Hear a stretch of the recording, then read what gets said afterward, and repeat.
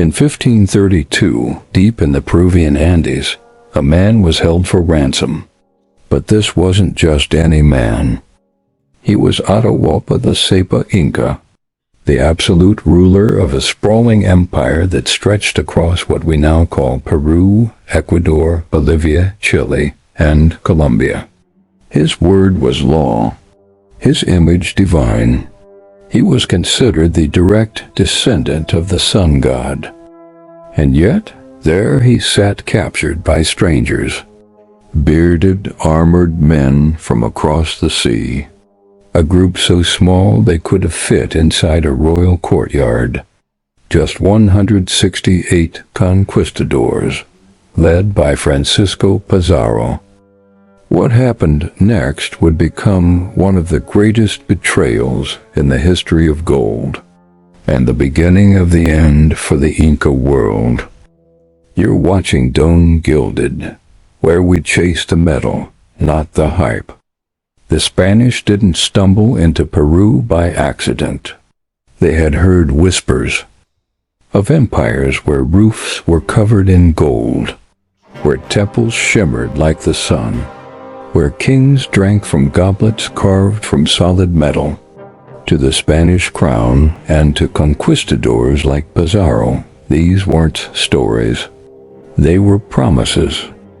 Pizarro had already been to South America before, but this time he came prepared with royal approval, weapons, cavalry, and a ruthless hunger for conquest. When the Spanish arrived in Cajamarca, the Inca Empire was reeling. A brutal civil war had just ended between two royal brothers, Atahualpa and Huascar. Atahualpa emerged victorious, but his armies were depleted, his nobles divided, his people wary. Still, no one expected what happened next. The Spanish requested a meeting, a peaceful audience. Atahualpa agreed. He entered the plaza of Cajamarca with an unarmed entourage of thousands. It was a trap. The Spanish, hiding in the buildings around the square, opened fire. Cannons exploded. Swords flashed. Horses, animals the Inca had never seen trampled through the crowd. Thousands were killed. Atahualpa was taken alive. To the Spanish, this was more than a political victory. It was leverage. They had captured the god-king of an empire, and they intended to use him. Atahualpa, recognizing the threat, made an extraordinary offer. He would fill a room with gold. A room 22 feet long, 17 feet wide, and 8 feet high. Up to a line he scratched into the wall, the height of his outstretched arm. Gold would be brought from across the empire.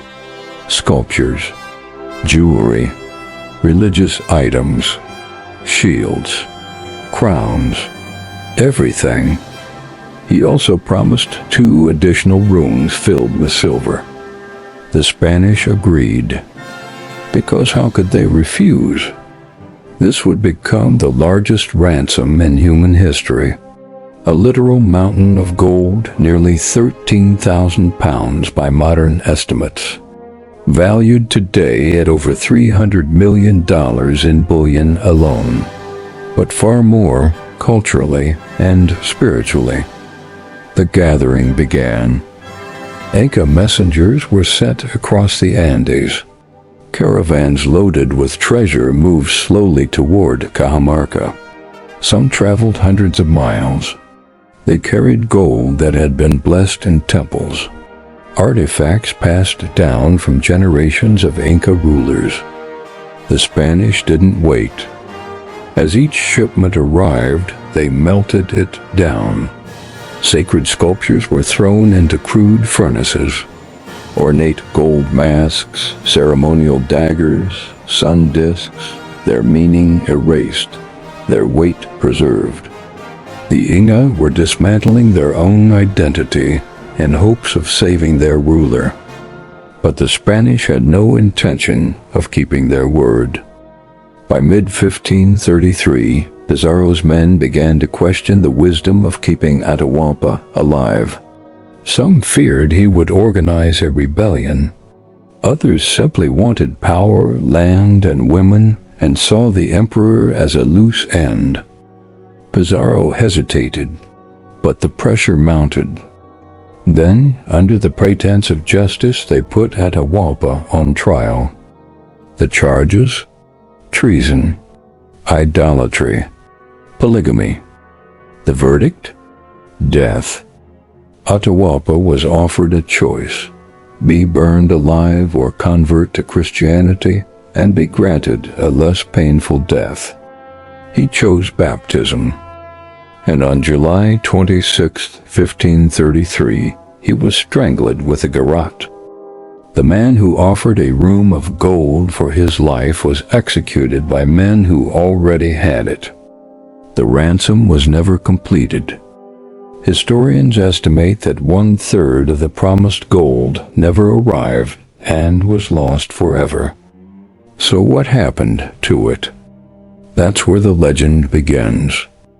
Some believe Inca generals, upon hearing of Atahualpa's death, diverted the remaining treasure.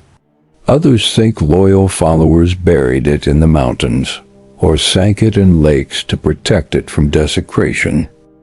Over the centuries, talis of hidden Inca gold have drawn explorers, grifters, and governments into the jungle.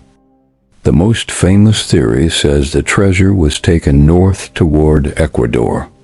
A caravan carrying tons of gold was said to be moving when news of Atahualpa's death reached it. The porters scattered. The gold vanished. Entire expeditions have been launched to find it.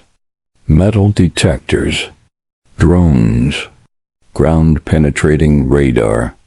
Some claim to have found clues, isolated coins, fragments of melted gold, tools marked with Inca glyphs. But the full ransom? It's still missing. Somewhere in the Andes or in the jungle or beneath the water lies the gold that was meant to save an empire. But this story isn't just about treasure. It's about trust, betrayal, and power. The Spanish took the gold, but they also took something else. They destroyed sacred objects meant to honor gods. They shattered centuries of Inca craftsmanship, culture, and cosmic order. In exchange, they gave lies and death. The legacy of that betrayal still echoes today. The descendants of the Inca still live in the highlands, their traditions preserved through centuries of oppression.